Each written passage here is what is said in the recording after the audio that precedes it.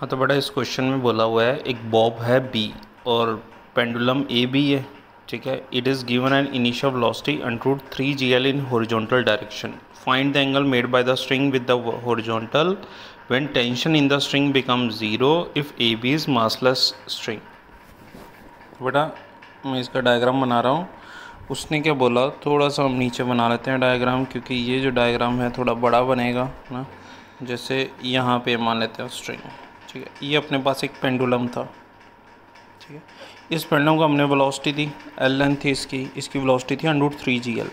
अब अगर √2gl होती है तब तो ये बेटा यहाँ तक जाता है ना, उसके जस्ट सामने। बट अगर √3gl होती है, √5gl पे तो ये हाफ सर्कल कंप्लीट कर लेता है, मतलब ऊपर तक जाएगा। बट 3gl में ये कहीं बीच में ही रह जाएगा, यानी ये कहीं यहाँ पे रह जाएगा। पहले तो अपने को ये पता होना चाहिए, यहाँ पे आ जाएगा। यहाँ पे आने पे इसकी टेंशन ज़ीरो हो जाएगी ना, ये बना लेते हैं। यहाँ आने तक इसकी टेंशन क्या हो जाएगी, ज़ीरो, ऐसे जाएगा, ठीक है।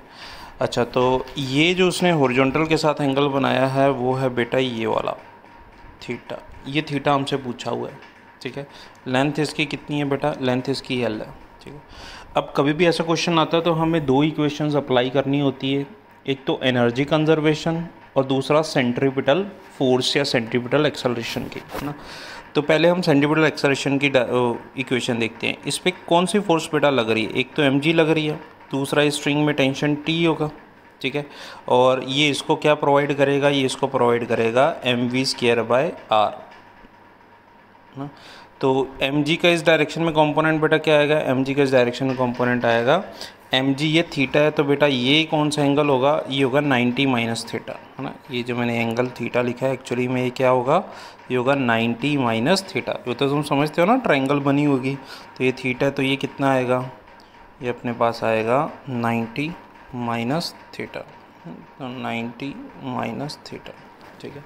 तो mg का इस डायरेक्शन में कंपोनेंट आएगा mg कोस 90 माइनस थीटा, यानी mg साइन थीटा। यानी अगर हम इसकी इक्वेशन लिखे तो बेटा ये इसकी इक्वेशन बनेगी t प्लस mg कोस 90 माइनस थीटा यानी mg साइन थीटा, है ना, इक्वल्स टू किसके बराबर होना चाहिए, mv²/r के।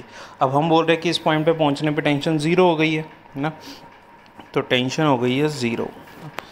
अब v क्या है बेटा, v है इस पॉइंट पे वेलोसिटी। जैसे अगर मैं इसको a पॉइंट नाम दूं, इसको b पॉइंट नाम दूं, तो b पॉइंट पे ये वेलोसिटी है। ऐसा मतलब ना b पॉइंट पे वेलोसिटी ज़ीरो हो गई, नहीं नहीं, b पॉइंट पे टेंशन ज़ीरो हुई है। वेलोसिटी तो उसके पास टेंजेंशियल डायरेक्शन में है, इस डायरेक्शन में इसके पास ऐसे वेलोसिटी है बेटा। इसको तुम v डैश भी लिख लो या v लिख लो, ये बात समझ रहे हो।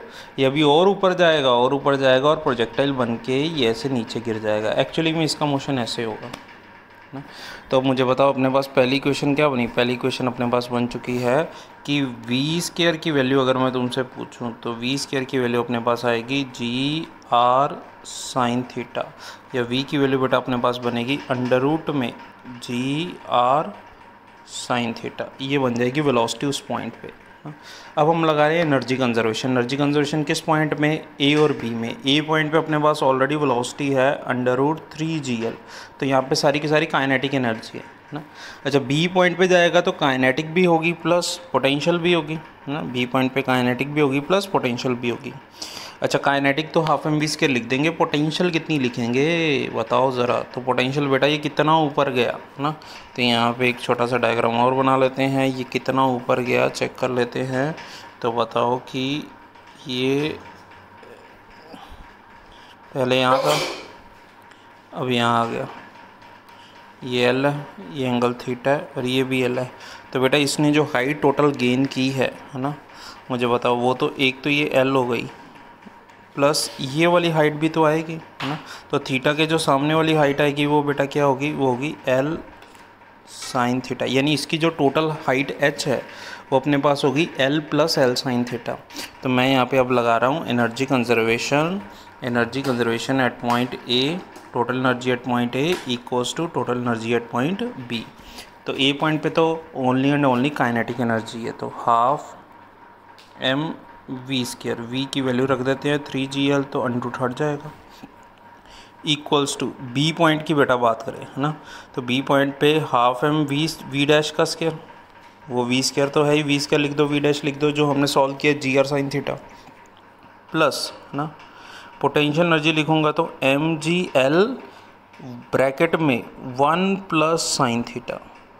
ये पता लगा बेटा कैसे, क्योंकि mgl potential energy plus mgl sign theta, तो l कॉमन आया तो यहाँ बचा l ब्रैकेट में 1 प्लस साइन थीटा।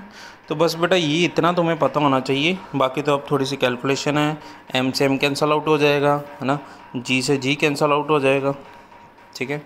और यहाँ पे वी स्क्वायर की वैल्यू अगर तुम रख दो है ना, वी स्क्वायर की वैल्यू भी रख देते हैं। ये अपने पास क्या बन रहा है, ये अपने पास बनेगा 3, चलो g एक बार 3gl/2 equals to V square by 2, यानी gl sine theta by 2 plus आगे क्या लिखूँ, आगे मैं लिख देता हूँ gl plus gl sine theta है ना।